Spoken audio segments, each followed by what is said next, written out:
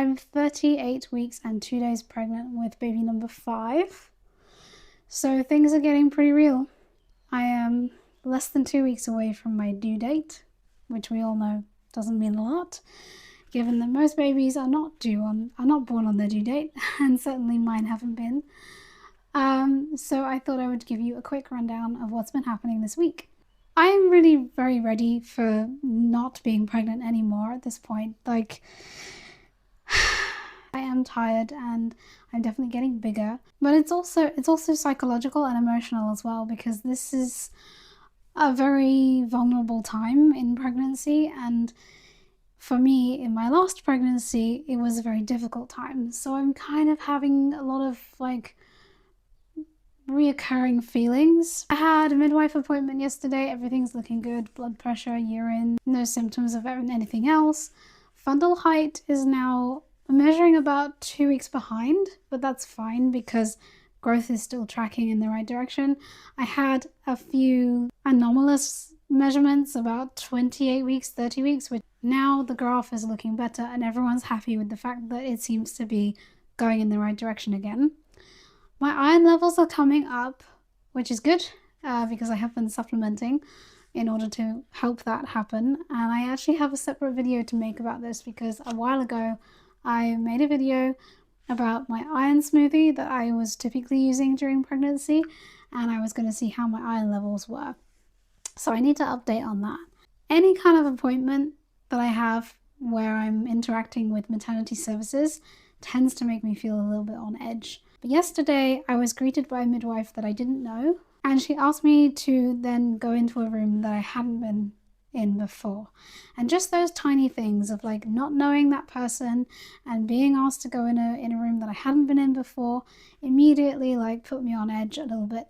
Everything was fine and my normal midwife was there also. It just turned out that this was a student midwife who was accompanying her for the day, because anytime I go anywhere for an appointment to do with this pregnancy, I feel guarded and on edge. It's like a nervous system response, and so I have to spend the rest of the day kind of like climbing down, regulating, anchoring, and feeling better all the time that I don't have appointments. So 2 weeks or so between appointments at this point in time, I feel fine. I'm a little bit anxious that there's going to be more pressure towards 40 weeks. I do have an elective cesarean booked in at 42 weeks, which is the 6th of July. That is what I negotiated for, and I'm hoping that I will go into labour before then. So my due date is the 22nd of June. Around that time, we're actually really busy as a family. John has tons of work to do the weekend before, so 22nd is a Monday. The weekend before, John is working a ton, and also the Friday is Fox's birthday. So we're pretty busy, and it would be kind of chaotic if baby decided to make their entrance then. But, you know, babies come when they want to and not when they are told to come. So basically, either like now or after the 22nd is going to be best. So Leo was my earliest baby at 41 weeks. My other two full-term babies, Fox and Eden, they were 41 and 5 and 41 and 6, so pretty close to 42 weeks. I'm hoping that if I'm relaxed enough and if I feel safe enough, I'm going to go into labour earlier than 42. And, you know, like I would say like between 41 weeks exactly and 42 weeks. And I'd love it if it was closer to like 41, or it could be like 40 and something, so like 40 and 5, you know, would be great. But that doesn't seem to be what my body does. Now, if I choose to and I feel good about it, I could say I'm not ready to have this elective cesarean and I want to wait a little bit longer. I will probably have some pushback. I'm already making a lot of people feel very uncomfortable, and I'm just having to be like, that's not my problem. This is what I want to do. It's my body. It's my choice. You can feel uncomfortable, but that is not my problem. This has felt like such an opportunity for growth for me in many, many ways. Hopefully, you're ready to come soon. That would be nice. regardless of the fact that I don't really want to go into hospital unless I absolutely have to, I have started to pack a hospital bag, keeping it very light, very minimal, just for like a couple of days maybe. And, you know, hopefully that is all it would be if I did have to go into hospital. Some things are starting to feel different. I'm definitely nesting a lot, and I suddenly have a little bit more energy than I did before, and I think that's because like you get close to your due date and you start to feel like, okay, I really want to be prepared, and so you have this like burst of energy to do things that you wouldn't normally do. If you're pregnant and you wear a wearable fitness tracker like Fitbit, Garmin, or a Whoop, whatever, and it can track heart rate variability and resting heart rate, then there may be a very interesting point to look at in your data about 7 weeks prior to when you give birth. There's some research that suggests that 7 weeks prior to giving birth, your resting heart rate goes down and your heart rate variability improves. And in research, this has been shown fairly consistently among average like population data. So it's been really interesting for me to look at and track my data. And sure enough, there has been a shift in my resting heart rate has gone way down and my heart rate variability has improved. So 4 weeks ago, that would put me at 34 weeks. So 7 weeks from 34 would be 41 weeks, which is right about the time that I am ready to pop most of the time. So it'd be really interesting to see if around 41 weeks is when I go into spontaneous labor, because much like my other pregnancies, I do plan on having a spontaneous labor and then see how we go from there. So that really appeals to like the data nerd in me. I'm like, this is so fascinating, and to see it happen to me in real time has been really, really fun.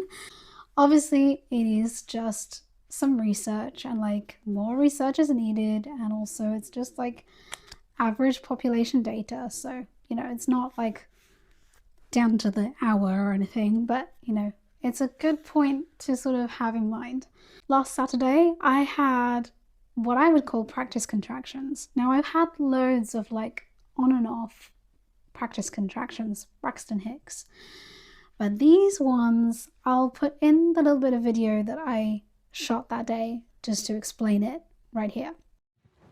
It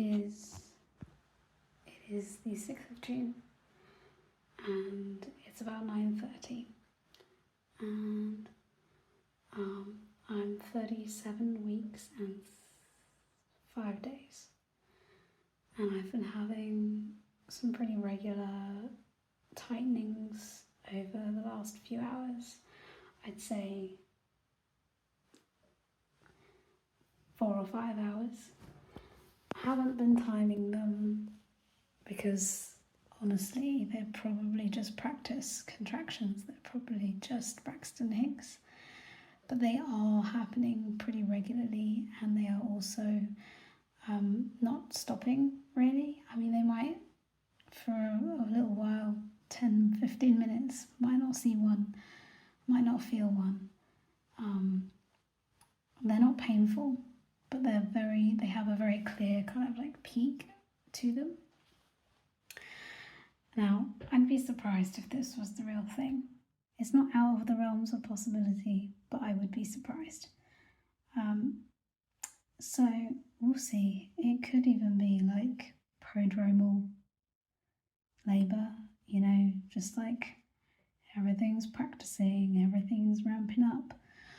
I have been having a few more kind of like period-like pains yesterday, and I noticed some back pain as well that kind of I couldn't really attribute to anything. I'm also getting a tiny breakout on my cheek, which isn't specific to pregnancy or labour, but my skin is usually a pretty good hormonal indicator that something is shifting if I get a breakout. So we'll see. Tomorrow is John's birthday. I doubt I'll have a baby tomorrow. I'm expecting something quite long and drawn out and marathon-like. So yeah, we'll see. Since that point, I've had maybe like one more case where they were fairly frequent, like 2 or 3 minutes apart, and regardless of what I did, they did not change. They just kind of fizzled out. Since then, they haven't really returned. So in the meantime, while I'm waiting for this baby to arrive, I am just continuing to like stretch and practice my mobility so that I have as much range of motion accessible to me for the actual day. I have been visualizing a lot, like just before I go to sleep at night, I try visualizing and just trying to stay calm and relaxed and gather all my supplies so that I feel nice and prepared. And I'm like starting to buy in snacks that I might want during labor. And I'm also planning on having like a little birth altar.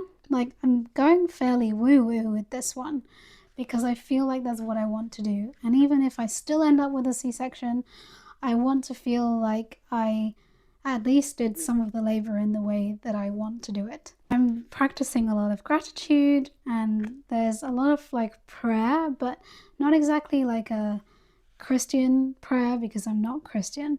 I just mean a kind of gratitude and with intentionality behind it.